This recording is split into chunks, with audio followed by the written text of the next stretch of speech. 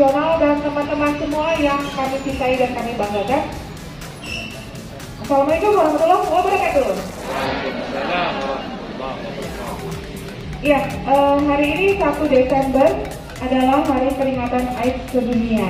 Dan pada tahun ini temanya adalah mengakhiri ketimpangan atau ketidakseraan, mengakhiri AIDS dan mengakhiri pandemi. Kenapa kita harus memperingati hari AIDS ini? Adalah untuk meningkatkan kesadaran kita bahwa HIV/AIDS ini sudah menjadi beban bagi bangsa, negara, agama, dan dunia. Kemudian kenapa menjadi pita merah yang dilambangkan tadi? Itu awalnya dari awal mula kasus ini banyak dan diketahui dari Amerika. Ada NGO namanya Visual AIDS, kelompok seniman, karena banyak seniman yang menderita AIDS, HIV dan meninggal, membuat kelompok solidaritas dan mengambil warna merah sebagai lambang solidaritas dan cinta kasih, dan untuk memperingati mereka-mereka yang telah meninggal karena penyakit ini. Jadi flashback saja, teman-teman mestinya sudah tahu bahwa HIV itu adalah virusnya, Human Immunodeficiency Virus. Kemudian AIDS adalah kumpulan gejalanya, akibat dari virus yang merusak sel-sel imun kita. Jadi dengan segala akibatnya. Kemudian dari tema ini, kenapa disebut dari WHO ya, tema ini mengakhiri ketimpangan. Kalau dari Departemen Kesehatan Republik Indonesia dan Dinas Kesehatan itu sudah melakukan upaya yang optimal menurut saya, karena sudah melatih, mungkin hampir semua puskesmas nanti akan punya klinik PCT dan CFT sendiri. Sudah dilakukan beberapa pelatihan bertahap. Tadinya hanya RSU saja dan mungkin 2 atau 3 puskesmas, sekarang sudah banyak puskesmas bisa melakukan layanan ini. Dan dari data epidemiologi, sejak pertama kali ditemukan kasus ini tahun 81 di Amerika Serikat, waktu itu diperkirakan sudah sekitar 100 sampai 350 orang terinfeksi. Hingga hari ini sudah 79,3 juta orang di seluruh dunia terinfeksi, dan hampir separuhnya 36,3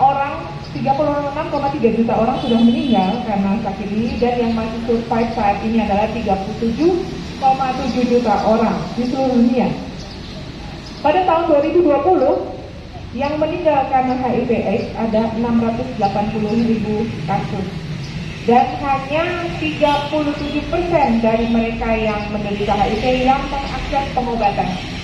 Jadi harapannya ke depannya pemerintah dan sudah mencanangkan sejak 2016 90-90-90 atau 90-90-90, artinya adalah 90% orang yang memiliki faktor resiko mengetahui statusnya, artinya mereka memeriksakan diri anti HIV-nya positif atau negatif.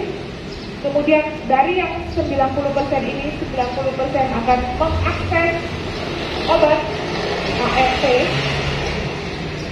Kemudian dari yang 90% mengakses obat ini akan 90% tersupresi. Tetapi sampai saat ini angkanya masih dibuat mungkin 30%, masih sedikit sekali yang mengakses, dan banyak juga yang DO. Mungkin Mbak Selita, Mama Syut sudah lebih hafal ya pasien-pasien kita, dan tidak ada namanya kasus itu menurun.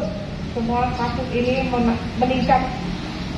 Dan dari sejak saya Pak Direktur, saya sudah memegang program ini sejak 2009 sampai sekarang 2021. Itu ada perbedaan yang bermakna. Pada 5 atau 6 tahun pertama, banyak kasus itu adalah WTS, wanita tunasusila, wanita. Tapi 8 tahun belakang ini atau 7 tahun belakangan adalah lelaki. Penyakit ini adalah penyakit infeksi. Jadi sementara ini di masyarakat masih banyak stigma. Di masyarakat sendiri dan di tenaga kesehatan sendiri. Maksudnya misalnya seperti ini. Ada seorang pasien memeriksakan ke dokter gigi. Maaf ya dokter gigi. Beliau menyampaikan ini giginya ada masalah. Terus dokter gigi bilang ini saya akan melakukan treatment begini. Tapi pasien itu membuka status dok saya HIV. Ada dokter yang jangan sama saya deh, nanti alat saya on, pindah ke dokter lain aja. Ke dokter gigi kedua menyatakan hal yang sama, jujur, karena sebetulnya ada komitmen di antara penderita HIV itu untuk jujur pada tenaga kesehatan bahwa dia statusnya positif, supaya tenaga kesehatan ini juga mempersiapkan diri. Pada dokter gigi kedua juga sama, maaf saya nggak melayani pasien HIV/AIDS. Yang ketiga begitu juga, tapi karena dia sudah mengaku dan jujur dan dia mendapat pelayanan stigma seperti itu, akhirnya dia ke dokter gigi keempat dan tidak hilang, dan dia dilayani. Itu stigma yang dari tenaga kesehatan. Ya, jadi kita udah mulai menganggap bahwa nggak, wow gitu loh itu HIV, tapi itu mah sakit infeksi biasa yang bisa diobati. Tapi sampai saat ini belum ada vaksin yang bisa menyembuhkan dan belum ada obat yang bisa menyembuhkan. Obat hanya mensupresi virus, jadi tidak menghilangkan sama sekali. Harapannya dengan orang yang udah tersupresi virusnya, dia tidak akan menularkan lagi ke yang lain. Siapa saja yang bisa tertular? Pada dasarnya hampir semua orang. Lewatnya dengan apa? Cairan yang bisa mengandung virus. Jadi pada prinsipnya sebetulnya virus itu ada di seluruh tubuh, ya, dari urin, di feses, di cairan hidup, imun, di cairan telinga kalau ada yang seperti itu. Cairan yang lain dan darah, tapi jumlahnya tidak mencukupi. Nah, kalau yang paling penting adalah 4 nih. Darah, cairan vagina, dan cairan ASI. Jadi penularannya adalah lewat 4 kode etik tadi. Kalau darah bisa dari transfusi darah, tapi semua PMI di seluruh dunia, Red Cross Internasional sudah menetapkan salah satu pemeriksaan untuk darah bisa ditransfusikan itu selain hepatitis B, hepatitis C, HIV, dan VDRL untuk sifilis. Itu semua dilaksanakan di seluruh dunia. Semua kemungkinan tidak ada kasus yang ditularkan lewat darah. Yang kedua, lewat penasun, pengguna narkoba suntik, karena mereka biasanya bertukar-tukaran pep menggunakan heroin bersama-sama. Yang ketiga dari cairan semen, itu lewat hubungan intim antara laki-laki dan perempuan dan laki-laki dengan laki-laki, karena menimbulkan perdarahan. Yang keempat dari ASI dari ibu ke anak. Kapan? Waktu masih di dalam perut lewat plasenta, kemudian pada saat melahirkan lewat persalinan.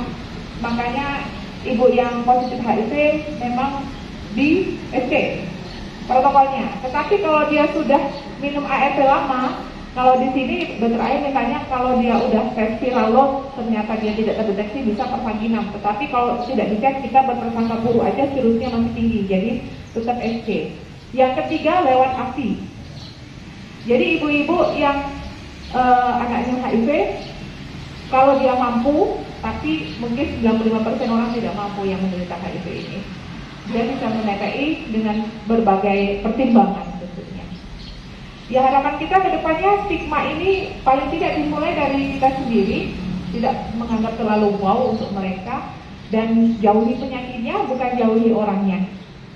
Jadi program VCT ya, VCT itu artinya orang sukarela datang memeriksakan diri untuk cek HIV-nya statusnya positif atau negatif. Saya boleh katakan program ini gagal gitu ya. Yang menjadi inovasi berikutnya adalah PICC. Jadi kita yang bekerja di kesehatan melihat orang tetangga kita, mungkin saudara kita, teman kita bergejala seperti suspek HIV/AIDS untuk mengantarkan dia untuk memeriksakan diri. Jadi kalau mungkin dalam 10 tahun orang datang ke klinik CCT itu datang, saya mau ngecek, mungkin tahun cuma nggak nyampe 5-10 gitu ya. Tapi kalau PICT, pasien-pasien yang dibangsa, dokter-dokter yang merawat, saya curiga ini sebenarnya kayak itu namanya PICT. Dan ini kan kita bisa menemukan banyak sekali kasus positif. Kemudian apa lagi ya? 1 bulan dia lihat 150 orang laki-laki pelanggan. Dari 150 orang ini ada 100 orang yang sudah menikah, mungkin lagi perjalanannya keluar, jajan seperti itu ya. 100 orang yang menikah dan dia berhubungan intim dengan istrinya. Dari yang 100 orang ada istri, 10 orangnya hamil. Jadi dari hubungan dengan WTS dengan sang suami setelah ke istri, setelah ke bayi. Nah kalau sekarang LSL, kita tahu iklan-iklan yang mengandung homoseksual itu udah banyak sekali, dan kita harus melindungi diri kita dan keluarga kita jangan sampai tertular. Jangan sampai kalaupun sudah ada keluarga kita, terus kita motivasi untuk mendapatkan pengobatan karena pengobatan ini gratis, dan jangan sampai drop off. Semoga niatnya memang WHO punya target tahun 2030, tetapi saya kira ini agak sulit ya. Yang apapun namanya, sebagai manusia kita hanya bisa berusaha mencoba the best we can do. Oke, saya akhiri. Wassalamualaikum warahmatullahi wabarakatuh. Amanat dan pengerangan selesai seperti apa yang disiapkan. Siap!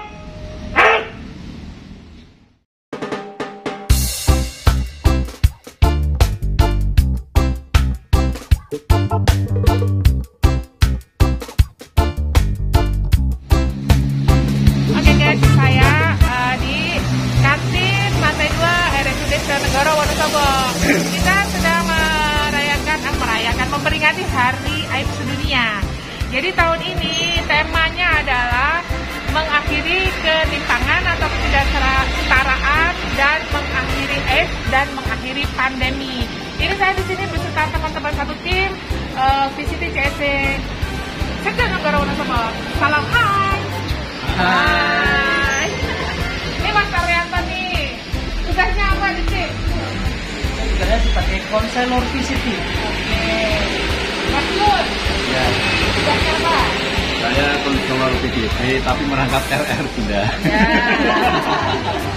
Itu Jung Selita. Bagian farmasi, ngurusin obat-obat air, kenapa-napa. Mbak Yu nih tugasnya apa? Saya kurir obat. Dia pendamping, Bun. Pendamping ya? Ya, pendamping. Enggak. Tadi libur. Mas Soner. Sudah tidak di kita, Bun. Enggak mau. Ya, di WYC sekarang. Oh, jadi kan sentri. Tidak. Terus ada Bu ini, tugasnya apa Bu? Iya, saya psikolog VCT. Oke. Penggembira. Tidak. Dia tempat konsulnya anggota, guys. Ya, Oke, ada nih.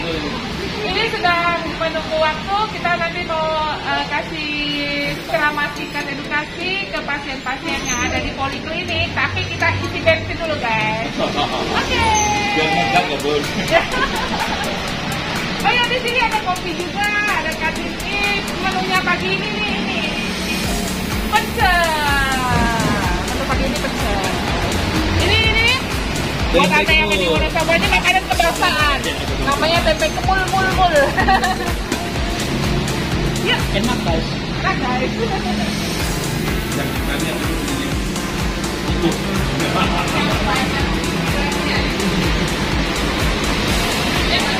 Ya.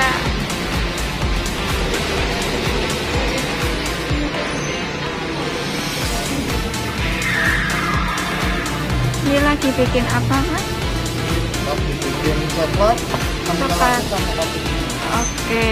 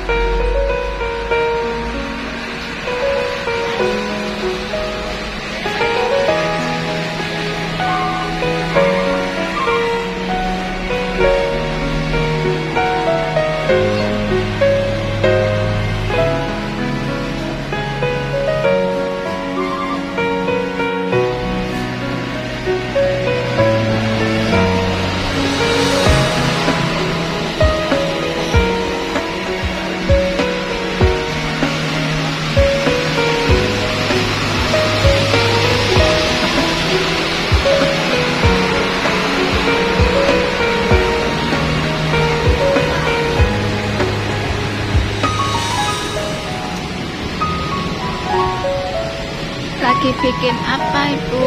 Pecel. Menu andalannya sini apa Ibu? Menu andalannya semua menu andalan. Yang sering dipesan?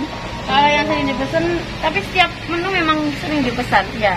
Alhamdulillah. Setiap harinya diganti sih menunya. Oh iya. Oke, mau bayar guys. Oke.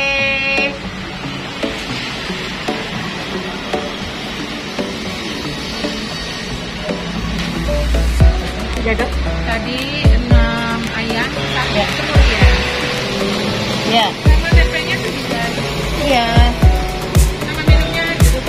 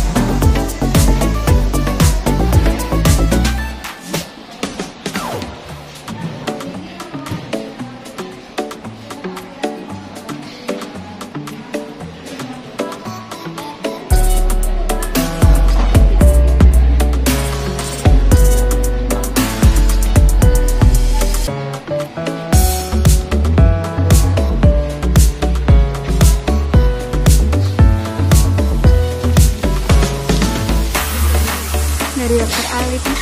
Dokter Arlin.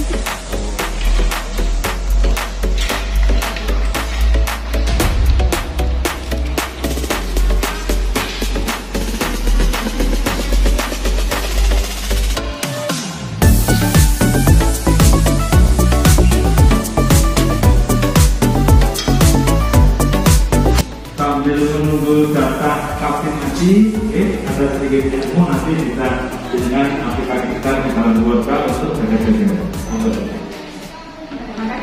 Assalamualaikum warahmatullahi wabarakatuh.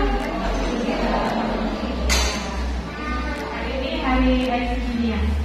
Jadi sejak awal 2021 dengan di Indonesia angka masih naik. Ya, saya memegang HIV AIDS di Wonosobo sudah 12 tahun, dari tahun 2009 sampai 2021 ini. Dan saya menemukan di Wonosobo kota yang banyak. Kemudian perlu kita ketahui bahwa cairan dan tubuh itu semua pada pasien itu mengandung virus. Air makannya, infusnya, kalau ada popok-popoknya, udahnya, urinnya, ya. Apa tuh? Urinnya, fesesnya mengandung. Tapi yang bisa menularkan hanya 4. 1 adalah darah. Kedua adalah cairan semen dari laki-laki. 3 cairan vaginal. 4 air susu. Jadi penularannya bisa lewat 4 itu. Kalau lewat darah gimana? Misalnya lewat transfusi darah yang mengandung virus, atau orang yang menggunakan narkoba suntik, itu isinya heroin, mereka pakai suntik, kemudian speknya bergantian. Nah itu kalau orang yang satu mengandung virus, nanti tempat suntik berikutnya ada virusnya juga dan akan tertular. Yang kedua ada di cairan semen laki-laki. Itu bisa lalu hubungan intim laki-laki dan perempuan atau laki-laki dan laki-laki. Ya. Yang ketiga dari cairan vaginal, itu juga lalu hubungan intim perempuan dan laki-laki. Yang keempat dari air susu ibu. Jadi ibu hamil bisa menularkan ke janinnya dengan 3 cara. Yang pertama lewat plasenta atau sumber apa namanya? Tali pusar. Ya, tali pusar. Yang kedua pada saat melahirkan, yaitu kalau layaknya vagina, bukan di bedah kosong, itu bisa tertular. Yang ketiga adalah lewat ASI. Jadi kalau ibu HIV menyusui bayinya bisa tertular karena ASI-nya masuk ke dalam tubuh ibu. Ya. Kemudian di Wonosobo ini saya sudah 6 tahun pertama saya ketemu kasus adalah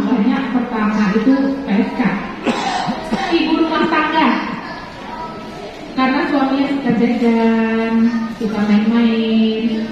Yang sekarang adalah lelaki. Dan Wonosobo ini bisa dikatakan angka lelaki suka lelaki yang meningkat. Tujuan saya di sini dan tim, ini kami tim, adalah untuk edukasi bahwa semua orang bisa tertular. Misalnya gini, dari seorang PSK, misalnya ini penularnya seorang PSK. Sehari misalnya punya 5 orang. 1 bulan dia melayani 150 laki-laki. Dari 150 laki-laki, 100 orang punya istri. Dan pulang dari berhubungan dengan istrinya. Dari 100 orang yang punya istri, 10 orang yang istri-istri itu ada yang hamil. Ibu menularkan ke bayinya. Makanya saya katakan, walaupun kita mungkin wanita baik-baik, misalnya ternyata suaminya pernah jajan, kemudian berhubungan dengan istrinya tanpa kondom, tetap berisiko tertular. Ibu yang baik-baik bisa menularkan janinnya, kalau dia tidak tahu ternyata dia sudah tertular HIV mungkin dari suami. Betul. Dan sekarang angka kita tahu iklan tentang homoseksual, laki-laki bencong waria itu di TV, di mana-mana itu sudah sangat masif. Maka jaga diri kita, keluarga kita dari ancaman bisa punah umat manusia. Kalau laki-laki sama laki-laki mestinya apa, perempuan sama perempuan mestinya apa, seperti itu ya. Kemudian untuk pengobatan kita punya target 90% orang yang punya resiko. Jadi siapapun yang punya resiko silakan memeriksakan diri ke klinik PCT di RSUD kita ada, di puskesmas juga ada. Kalau misalnya malu ke sini, kemudian kalau udah tahu statusnya, misalnya berharap enggak, misalnya hasilnya positif, berobat, obatnya gratis disediakan pemerintah. Ya, sampai kapan? Seumur hidup. Tujuannya apa berobat? Memperpanjang umur. Karena orang yang HIV tidak minum ARV, obat antiretroviral, itu virusnya akan terus berkembang. Walaupun dia merasa sehat, suatu saat akan jatuh sakit.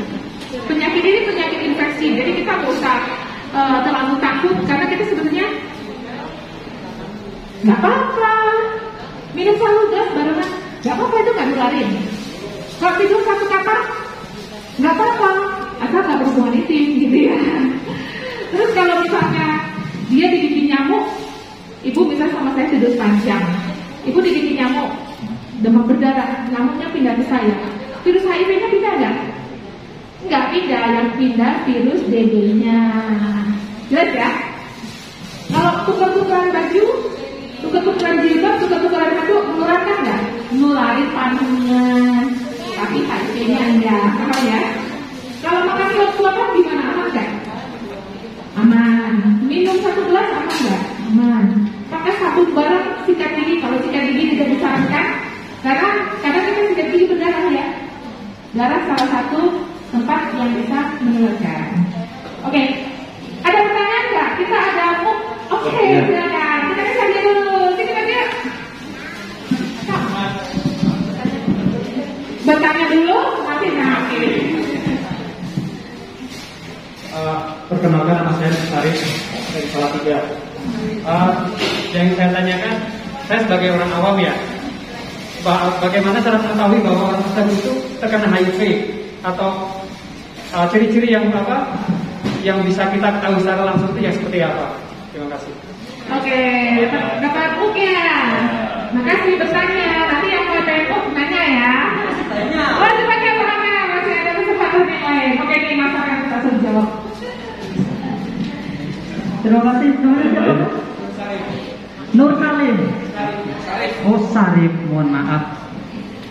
Mas Sarif, untuk kita mengetahui apakah ini HIV positif atau tidak, yaitu satu, harus dilakukan pemeriksaan laboratorium. Karena HIV itu ada 4 stadium, 1, 2, 3, dan 4. Pada saat stadium 1 itu tanpa ada gejala, tanpa ada tanda. Seperti kita ini, kita merasa sehat, ya tidak? Iya, tetapi belum tentu, karena mungkin misalnya kita punya faktor risiko.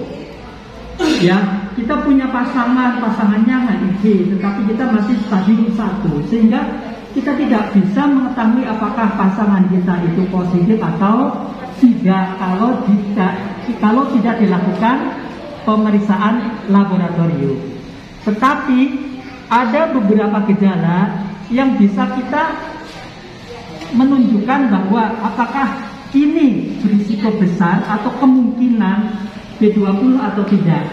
Ya, jadi yang pertama yang perlu kita waspadai, usia muda, ya, tetapi terjadi penurunan kesadaran. Contohnya karena infeksi pada selaput otak, misalnya meningitis. Ini harus kita waspadai. Kemudian yang kedua, usia muda, kemudian dia sering keluar dengan teman laki-laki, misalnya, karena di situ terdapat gejala atau dia mengeluh ambien, ya ambien.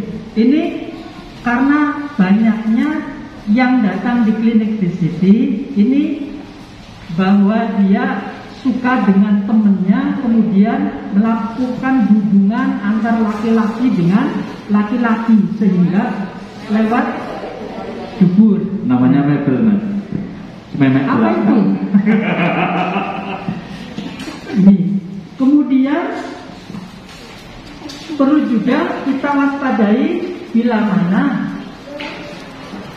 terdapat gejala lidahnya ini ada jamur atau jamur mulut. Ada kemungkinan juga ini punya faktor risiko. Tapi intinya bahwa kita tidak bisa melihat apakah itu positif atau tidak kalau tidak dilakukan pemeriksaan laboratorium. Begitu, Mas. Apakah itu bisa dibilang secara umum?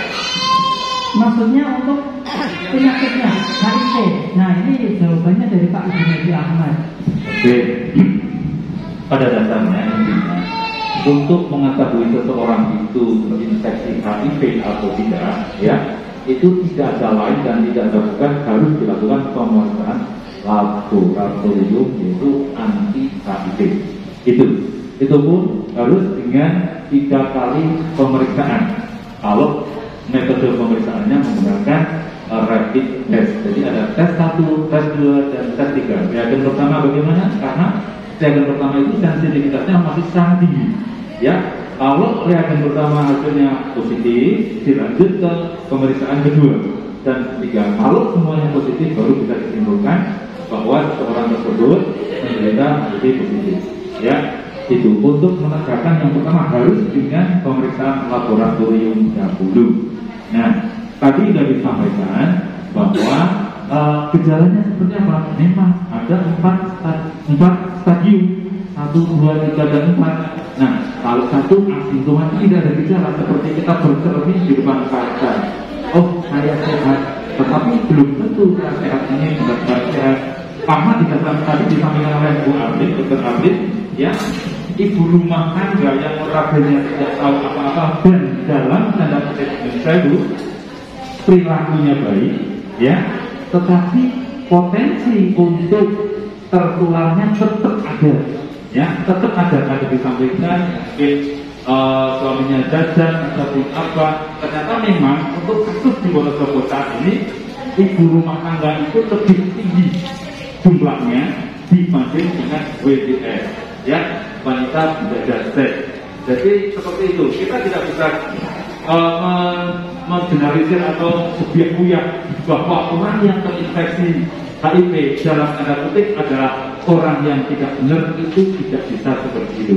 Ya, bisa tambahkan KDRT, Mas Syarif, perlu yang simpel. Jadi ini kuncinya, orang yang tadinya baik tiba-tiba badannya cepat turun, walaupun itu dia lainnya bandingnya banyak ya, bisa kanker, bisa diabetes, bisa hipotiroid. Salah satunya adalah orang tadi baik-baik saja, badannya turun sampai 10%, misalnya tadi 50 tinggal 45 atau tinggal 40, jadi kurus banget.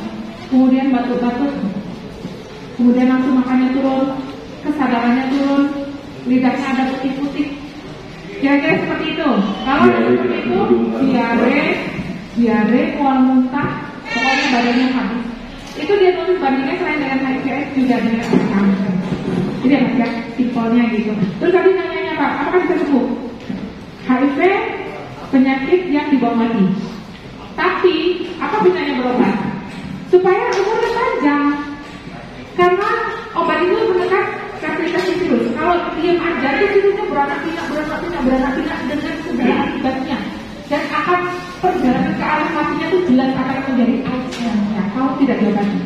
Kita bisa memperpanjang fase ke AIDS kalau bisa AIDS tidak muncul, kemudian matinya pun orang HIV seperti orang normal biasa berjalan sepuh gitu loh. Umur 70-80 tahun bisa. Tapi jika tidak pengobatan dalam waktu 5 tahun udah bisa meninggal. Gitu ya. Oke. Kita kasih surat yang benar, surat imannya. Ada yang mau bertanya? Ada yang menjawab? Oke. Perkenalkan diri dulu. Saya Amelia. Mau tanya seberapa besar kemungkinan ibu hamil bisa menularkan ke bayinya? Jika ibu positif ya? Iya, jika ibu positif. 15% pada saat perut, 15% jika dilahirkan lewat vaginal. Oke, dikasih dulu. Oke. Jadi ada 3 kesempatan tadi ya. Pada saat perut bayi masih di dalam itu menular lewat plasenta. Kedua pada saat melahirkan. Kalau melahirkannya tidak terdeteksi ada HIV-nya, maka mungkin lewat bawah, lewat jalan lahir. Itu 15%. Yang ketiga, jika bayinya di TPI. Jadi satu bayi yang melewati 3 proses tadi 1:1. Bisa ya, bisa enggak. 45% sampai 50% tertular. Jika ibunya tidak minum obat. Tapi jika ibunya minum obat, kemungkinan bayi tidak tertular dengan syarat paling tidak 6 bulan sebelumnya sudah minum. Berarti hamil pun minum konsumsi itu sudah? Iya, aman. Obatnya aman buat ibunya. Oke, ada lagi? Ada lagi? Oh, mungkin ada yang nanya? Menambahkan dulu deh, menambahkan. Ya, ini tadi terkait bagaimana sebenarnya secara umum bagaimana nih proses penularan dari satu orang kepada orang lain. Ini kan disampaikan dari ibu kepada bayi, kan kayak gitu, kepada anaknya bayi. Nah, ini dari orang lain kepada orang lain. Ini mungkin perlu dipahami bersama ya. Pertama, yaitu ada virus yang keluar. Tadi di awal sudah disampaikan oleh beliau bahwa virus ada di cairan tubuh. Yang pertama paling banyak ada di dalam darah. Di dalam darah itu kemungkinan ya dok, itu sekitar 18.000 kopi setiap 1 cc. Ya, kemudian yang kedua di cairan semen, ya atau cairan sperma, bukan spermanya ya, tapi cairannya.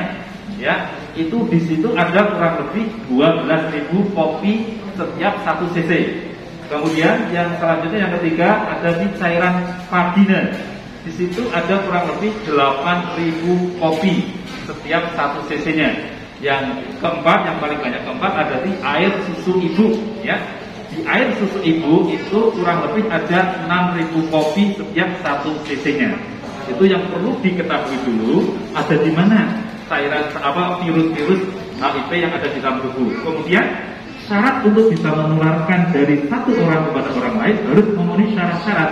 Yang pertama, virusnya harus keluar dulu. Berarti apa? Keluar darahnya. Berarti apa? Keluar cairan semennya atau cairan spermanya. Berarti apa? Harus keluar melalui cairan vagina atau asinya keluar. Nah, di luar yang syarat kedua tetap hidup, ya, karena 2-4 jam di luar tubuh manusia dimungkinkan virus sudah mati. Jadi tetap hidup, ada yang keluar, tetap hidup. Nah, yang ketiga, syarat ketiga jumlahnya cukup. Berapa dikatakan cukup? 1.000 kopi untuk bisa menularkan kepada orang lain. Cukup 1.000 kopi. Kalau tadi darah 1 cc ada 18.000, 1.000 saja sudah cukup. Kemungkinan dari darah tidak perlu banyak. 1 tetes sudah lebih dari 1.000. Maka sudah cukup untuk bisa menularkan kepada orang lain. Ya. Kemudian syarat yang keempat untuk bisa menularkan adalah ada pintu masuknya, masuk kepada orang lain maksudnya. Oke, melalui apa? Tadi mungkin kalau darah, kontak darah secara langsung dengan tubuh kita di mana kita ada luka, maka melalui luka itulah sebagai pintu masuk virus masuk ke dalam tubuh kita. Ya, ini ada kecelakaan di jalan, kita tidak tahu siapa yang kecelakaan, faktor risikonya seperti apa, tapi kita sebagai manusia hasrat ingin menolong ya, karena kita manusia, kita tolong gedong. Kebetulan tadi kita habis tahu ngarit nopo-nopo kok luka ya, kena peso. Nah, luka kita itu kontak dengan darah korban yang kecelakaan, itu saja bisa kemungkinan itu sebagai proses pintu masuknya virus HIV ke dalam tubuh kita melalui luka itu. Oke, jadi contohnya yang sederhana seperti itu, atau tadi melalui jarum suntik atau melalui transfusi dan seterusnya. Oke, sekarang kita mau kasih pertanyaan gampang. Silakan tunjuk tangan siapa yang bisa menjawab. Apa kepanjangan AIDS? Ayo. AIDS itu apa? AIDS. Ayo jangan malu-malu. Dapat mau? Yang di belakang? Katanya ya. Tangannya mana? HIV dulu mungkin dokter. Oh iya, ya. Ayo jawab. Yang di luar bisa jawab. Ayo tindakannya apa? AIDS. Nah, kalau nggak ada. Ini Mbak ini mungkin mau jawab. Hah? Kepanjangan HIV. Yuk, pilih. Nah, kadonya mana? Imunodeficiency virus. Oke, tepuk tangan. Pertanyaan kedua, kapan hari AIDS sedunia? Mana yang dulu ini? Mana dulu? Depan dulu. 1 Desember. Oke. Apa lagi ya?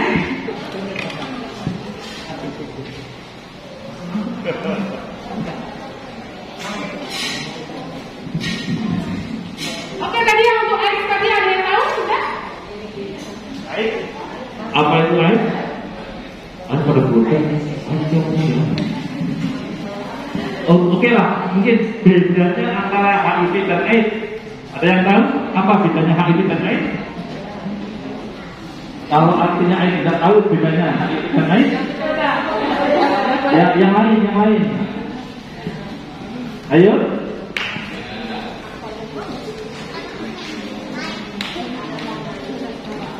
Apa nih bedanya HIV dan AIDS?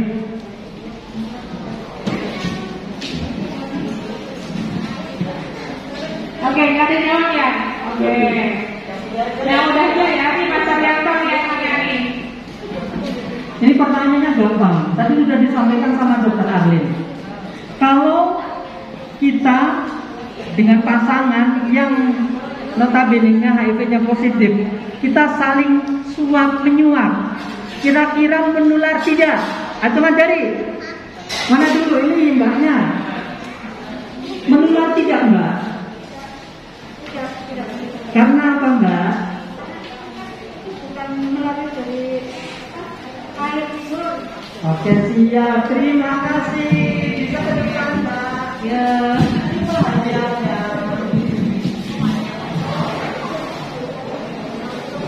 Suap menyuap tidak benar juga, tidak benar juga. Pertanyaan berikutnya, kalau ada orang HIV pipis di WC, yang pakai WC berikutnya tertular tidak?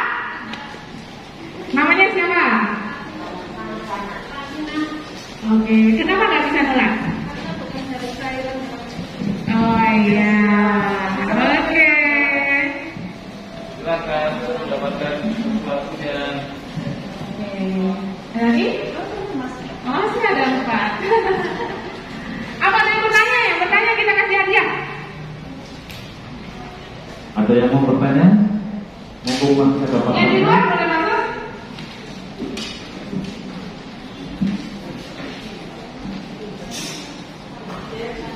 Ya. Saya Fatima. Saya mau tanya, tadi kan ada HIV sama AIDS. Saya itu apakah karena itu virus-virusnya sama tak enggak di orang yang terkena itu? Sama itu Pak, ini identik dengan kita merah itu kenapa? Kita merah. Terima kasih. Oke. HIV HIV, tadi kepanjangannya tadi apa tadi yang jawab belakang? Human Immunodeficiency Virus. Artinya itu virusnya. AIDS adalah sakitnya. Jadi ada sakitnya, ada penyebabnya gitu ya. Jadi yang virus-virus yang menyebabkan itu HIV-nya, itu sakitnya, bukan penyakitnya sebetulnya. Nah, cuman ada penyebutan nama untuk penyakit yang terkena virus ini, HIV stadium 1, 2, 3, 4. Stadium 4 lah yang kita sebut dengan AIDS. Artinya penyakitnya udah terminal, udah mau meninggal, itu udah jatuh ke AIDS namanya. Jadi AIDS itu kumpulan gejalanya yang saya sebutkan tadi, berat badannya turun, diare, batuk-batuk, kurus, nggak mau makan, muntah, mecret, segala macam. Itu gejalanya, itu sudah jadi AIDS. Paham ya? Virusnya HIV-nya, AIDS penyakitnya. Oke. Pita merah. Jadi pita merah itu lambang dari solidaritas untuk orang yang menderita HIV dan untuk orang yang sudah meninggalkan HIV, dan untuk kita semua yang peduli jangan sampai keluarga kita di unit terkecil tertular HIV. Jadi lambangnya ini. Kalau pita hitam itu berkabung. Ya. Oke, ada lagi yang mau bertanya? Masih ada 2, 3. Masih ada 3. Jadi luar mau jawab sini masuk. Tahu kepanjangan HIV enggak? AIDS, sorry, AIDS. Tahu? Ya. Apa? Luar.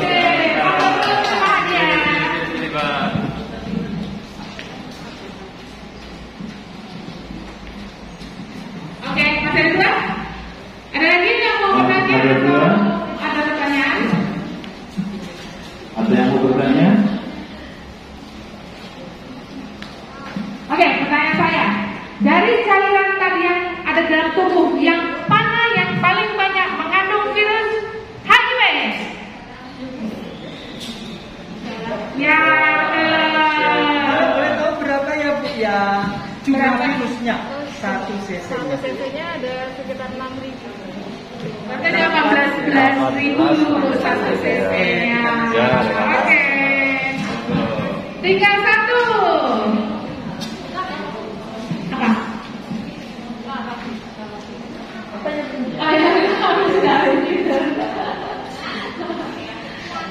Oke, tadi pertanyaan lagi. Ya, ini. Pengunjung Rumah Sakit Umum KRT Stonegoro yang kami hormati semuanya, kami bisa mendoakan semoga Bapak Ibu semuanya diberikan kesejahteraan, kesehatan ya. Oke, izinkanlah kami dari tim penanggulangan HIV AIDS di RSUD KRT Stonegoro pada kesempatan pagi hari ini sedikit memberikan informasi, edukasi kepada Bapak Ibu semuanya. Sinambi Bapak Ibu semuanya menunggu untuk giliran dilakukan pemeriksaan. Bapak Ibu semuanya, sekarang tanggal 1 Desember. Tanggal 1 Desember adalah diperingati Hari AIDS Sedunia. Bersama kita semuanya di kesempatan pagi hari ini sudah bersama kita beliau dokter penanggung jawab program HIV AIDS di RSUD KRT Stonegoro, beliau Dr. Arlin Yuanita SPBD MKes Finasim. Monggo kepada beliau untuk menyampaikan sedikit atau banyak terkait dengan informasi HIV dan AIDS. Kami mohon Bapak Ibu semuanya nanti interaktif, apa yang ingin disampaikan, monggo ada sesuatu dari kami sebagai Cindramata. Terima kasih, monggo Bunda. Terima kasih. Assalamualaikum warahmatullahi wabarakatuh. Waalaikumsalam. Kami dari tim HIV AIDS RSUD Stonegoro, hari ini kita semua memperingati Hari AIDS Sedunia. Ya, jadi penyakit ini sudah ada ditemukan sejak tahun 81 dan di Wonosobo sudah banyak ya Pak ya. Jadi yang kira Wonosobo nggak ada HIV AIDS dan angkanya makin lama makin tinggi. Mereka menularnya lewat apa sih? Itu penyakit menular ya? Menular, jadi seperti juga COVID juga menular, TBC juga menular. Cara penularannya bisa lewat beberapa cara. Pertama, lewat hubungan intim. Hubungan intim antara laki perempuan, laki-laki bisa menularkan HIV. Yang kedua, lewat darah. Lewat darah itu bisa lewat darah yang ditransfusikan, tetapi darah yang ditransfusikan itu sudah dicek oleh PMI aman dari virus HIV. Jadi cara yang lain adalah orang yang menggunakan narkoba suntik. Jadi kalau disuntikkan orang yang HIV, jarumnya ganti-ganti itu bisa menular ke orang yang memakai berikutnya. Yang ketiga adalah dari ibu ke anak. Ibu hamil bisa menularkan ke bayinya dengan 3 cara. Pertama, pada saat masih di perut lewat tali pusar. Kedua, pada saat melahirkan lewat jalan lahir. Makanya orang yang wanita menderita HIV positif, dia akan melahirkan dengan cara di SD supaya bayinya tidak tertular. Yang ketiga, jika disusui bayinya. Jadi ada 3 kemungkinan itu. Nah, kemudian penyakit ini sudah ada obatnya ya, tapi tidak sembuh total. Sama dengan kalau Bapak Ibu kontrol gula, kontrol jantung, bisa sehat baik jika obatnya dikontrol rutin, minum rutin, seperti itu. Jadi untuk penyakit HIV juga obatnya ada, gratis, tersedia oleh pemerintah. Minumnya sampai kapan? Karena penyakitnya nggak bisa sembuh, jadi minumnya seumur hidup. Oke, yang lain apa ya? Yang bisa menularkan? Oh ya, yang bisa menularkan. Jadi kalau kita punya teman yang HIV, jadi kayak misalnya begini, memeluk begini, apakah menularkan? Tidak menularkan, karena tidak ada hubungan intim ya. Kemudian kalau misalnya makan bareng, gimana? Makan bareng, ini pakai piring, dia makan suap-suapan, nularin nggak?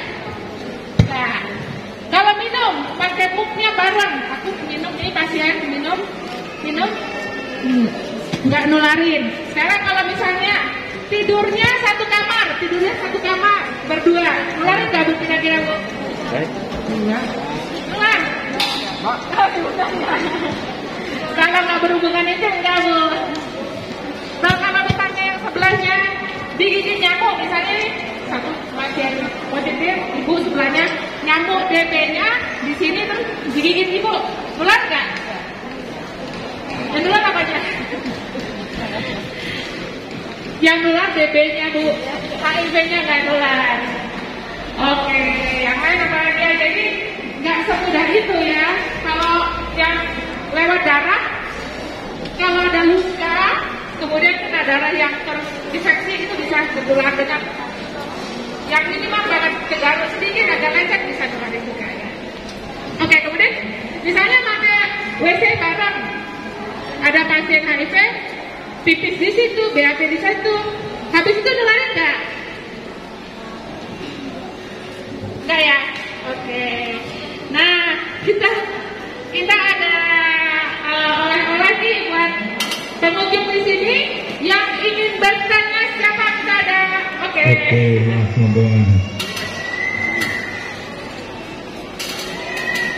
Maaf, mau nanya, bagaimana cara kita mengetahui bahwa orang itu terkena HIV? Namanya siapa Mas?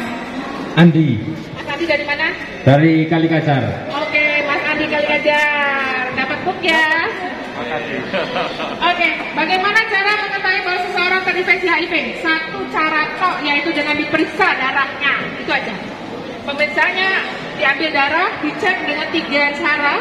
Kalau semuanya reaktif berarti positif. Jadi nggak bisa dikira-kira, oh ini kira-kira positif, oh itu nggak bisa. Kita harus cek real pasti. Oke, penanya kedua siapa? Oke, ini kok bapak-bapak yang bertanya aja? Ibu-ibunya mana? Jangan kalah ya. Nama saya Karno dari Surabaya. Saya tanya tanda tanyanya gejala yang ibu misalkan saya ternyata terinfeksi HIV. Apakah saya demam? Apa yang saya rasakan? Terima kasih. Oke. Dapat book dulu. Dapat book dulu.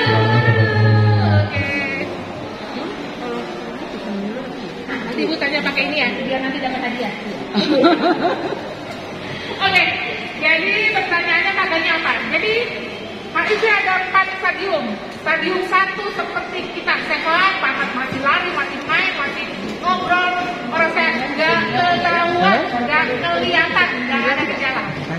Stadium 2 mulai ada penyakit kulit, panuan, apa itu yang simpel ringan. Mungkin ada benjolan di leher sedikit, demam sedikit, batuk pilek sedikit. Itu stadium 2, tetap belum kelihatan. Stadium 3 biasanya baru mencari pertolongan ke dokter. Apakah batuk, berat badannya turun, kalau malam keringetan, diare, berat badannya turun banyak dari 50 tinggal 40, tinggal 38, 35 dalam waktu sangat singkat. Walaupun ada diagnosis banding yang lain ya Pak ya, ada mungkin diabetes juga mirip gejalanya, diabetes juga mirip, kanker juga mirip, hipertiroid juga mirip. Jadi sedikit gejala yang seperti itu. Yang stadium 4 jika sampai orang itu sudah total semua down, lidahnya putih-putih semua, gak mau makan karena udah gak bisa nelan, lehernya sakit, terus badannya sudah habis, tinggal tulang, gak sadar, koma. Dan biasanya ada faktor resiko, misalnya suaminya tertular, akhirnya menular ke istri, atau dia dulu pengguna narkoba suntik, misalnya seperti itu. Ya? Tadi mana siapa? Ingat bisa menular atau enggak? Namanya siapa Bu? Wanita. Dari Laksana Pantasakti. Oh, Bu Bonida, Laksana kasih aja dulu. Oke, ingat jangan lari ya Bu ya. Oke, ada pertanyaan lagi yang dari? Ada yang lain? Yang ibu-ibu yang kurang ya, ibu-ibu mana ibu dulu? Oke ya. Sini ya.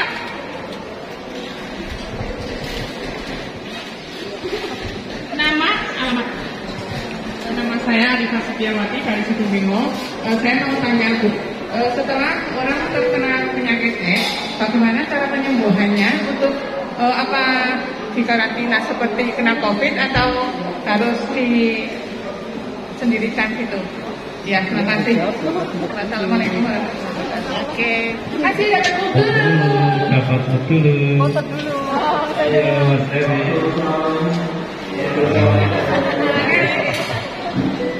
Iya, pengobatannya.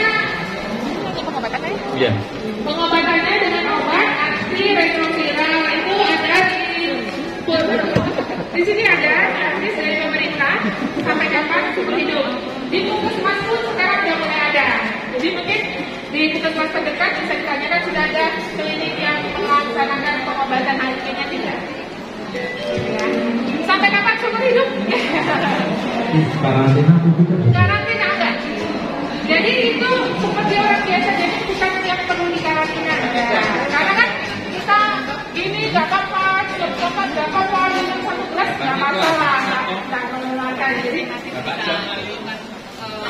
keluar atau fasilitas.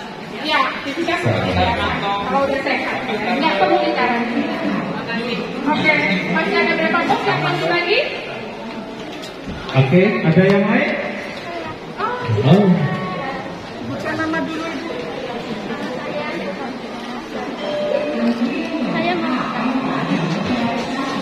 Saya mau bertanya, bagaimana cara untuk mendekati orang itu apabila orang itu sudah terkena HIV? Oke. Oh ya, oke nih Mas Aryanto mau bagi hadiah dulu. Oke, ini bagi-bagi nih. Terima kasih Bu. Jadi kalau misalnya ada orang, kebetulan kita tahu nih bahwa orang tersebut HIV-nya positif, terus apakah kita harus menjauhi atau kemudian kita keluarganya dan sebagainya kita jauhi juga? Tidak ya. Prinsipnya adalah kita jauhi penyakitnya, bukan orangnya.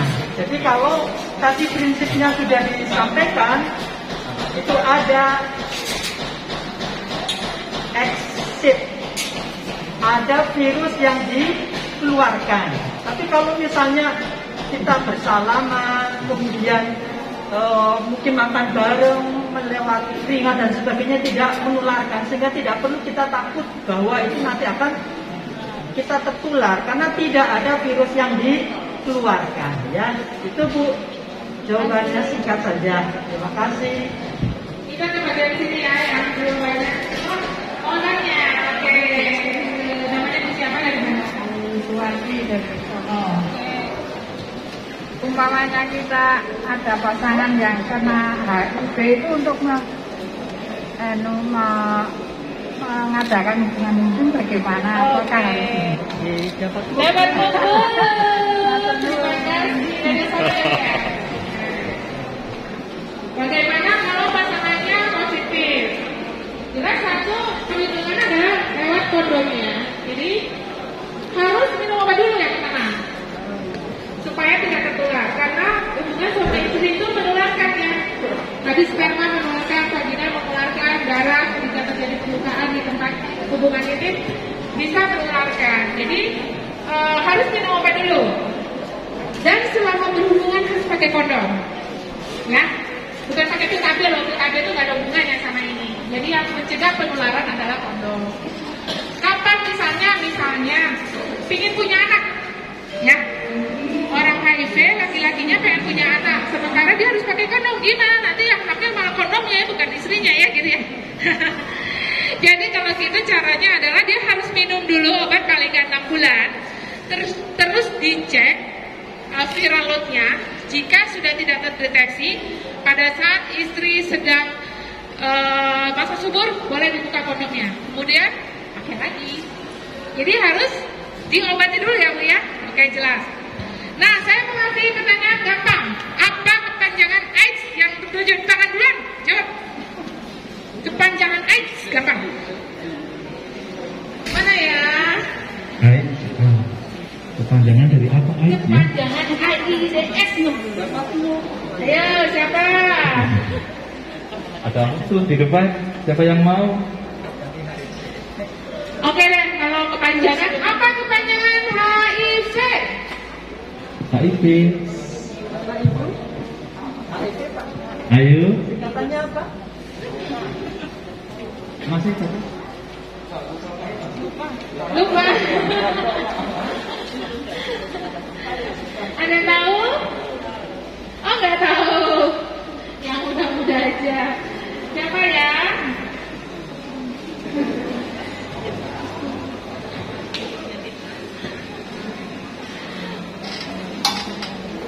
Dari ini nggak ada yang tahu ya? Ya udah, yang gampang aja. Tanggal berapa diperingati Hari AIDS sedunia? Mana dulu?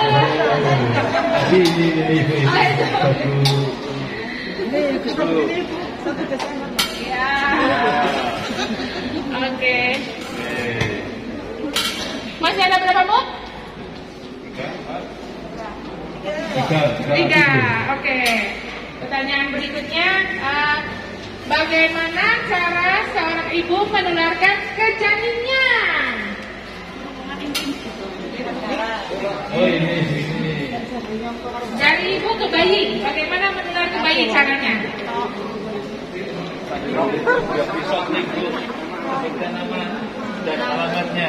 Nama saya Polisi Harus dari Batu Malam. Cara penularannya dengan cara berhubungan intim. Sama bayinya kok.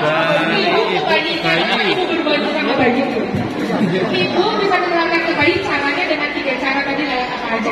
Banyak caranya dengan satu menyusui. Terus kelahiran. Ya. Terus yang ketiga yang tidak masuk mana-mana? Lewat tali bisa. Oke.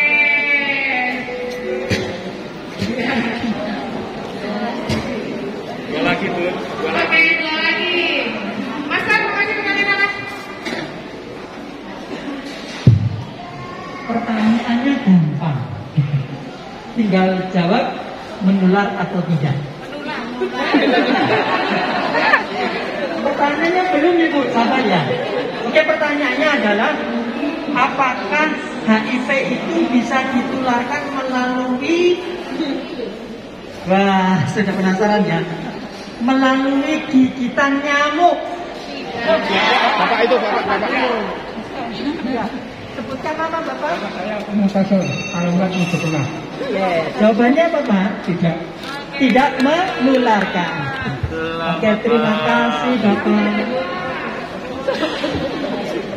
Pak Junaidi mungkin barangkali mau memberikan pertanyaan. Oke. Satu lagi. Ini juga jawabannya mudah seperti Pak Daryanto. Menular atau tidak? Oke. Ini suami istri ini saking sayangnya, saking cintanya, maka makan sepiring berdua. Menular tidak? Tidak.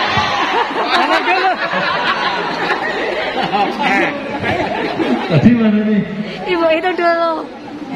Oh. Pak, ini Pak. Ini Pak.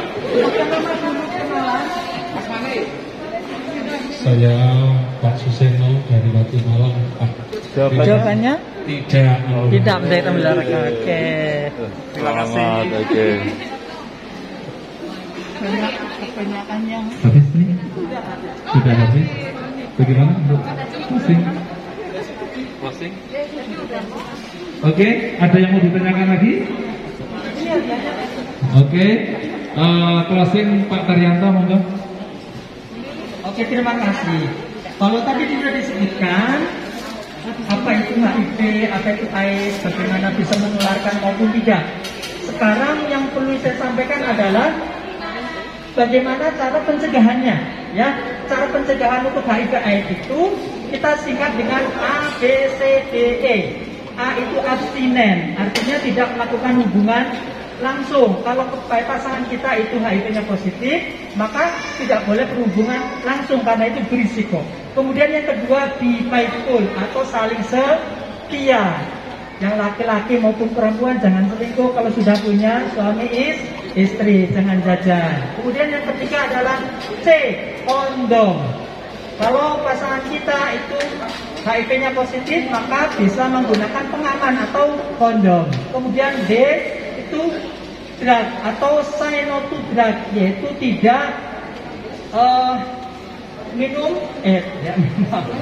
tidak menggunakan narkoba suntik, karena dari jarum suntik yang satu kemudian dipakai bersama-sama itu bisa risiko menularkan. Kemudian yang E, edukasi, yaitu pendidikan. Kita bisa membaca ataupun browsing untuk mendapatkan informasi-informasi terkait dengan HIV, sehingga kita bisa mengetahui bagaimana penularan, bagaimana pencegahan dan sebagainya. Mudah-mudahan kita sekalian yang ada di sini terlindungi dari penularan HIV, AIDS, dan 1 Desember diperingati sebagai Hari AIDS Sedunia. Begitu Pak Ju.